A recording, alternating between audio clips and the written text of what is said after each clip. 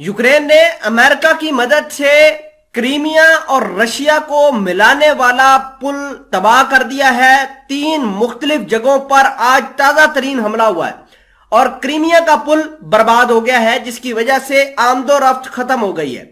यानी रशिया ने जो क्रीमिया के साथ मेलजोल था, जमीनी रास्ता था, वो तो हो गया है खत्म। अब बहुत बड़ा ये बयान है, बहुत बड़ी खबर है ये। बेसिकली अमेरिका की मदद से यूक्रेनी फौज जो है वो क्रीमिया के ऊपर दोबारा काबज होने की कोशिश कर रही है। और इस तमाम तर कहानी की खबर जो है वो रूसी सदर ने 1 हफ्ता पहले दी थी कि यूक्रेन अब क्रीमिया के पुल को उड़ाने वाली है। पुल को उड़ा दिया गया, लेकिन रूसी फौज क्यों कर नाकाम हुई, इसकी वजह से सदर व्लादिमीर पुतिन काफी भड़के हुए हैं और उन्होंने अपने एक फौजी कमांडर जो कि यूक्रेन के जंग के मामलात को कंट्रोल कर रहा था, उसको भी तब्दील कर दिया है। नया जंगी कमांडर ले आया है। और इसके अलावा जो खबरें निकलकर सामने आ रही थी कि जंग का पांसा तब्दील करने के लिए यूक्रेन के ऊपर लिमिटेड एटॉमिक वार हेड से हमला भी हो सकता है। यह एक बहुत बड़ी डेवलपमेंट है और इस डेवलपमेंट को बड़ी डिटेल के साथ देखते हैं।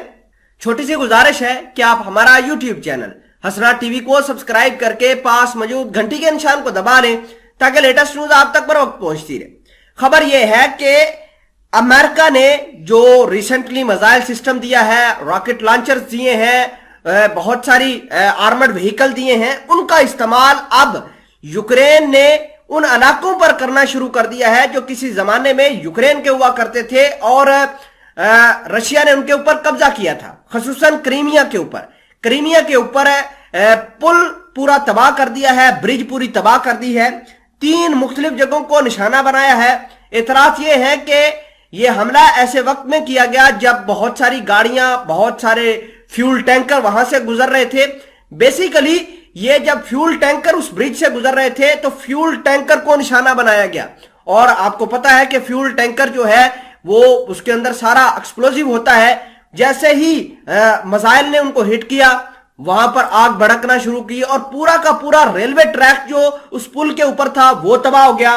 3 मुख्तलिफ बड़े हिस्से उस पुल के गिरकर समंदर में तबाह हो गए, जिसकी वजह से सदर व्लादिमीर पुतिन काफी भड़के हुए हैं।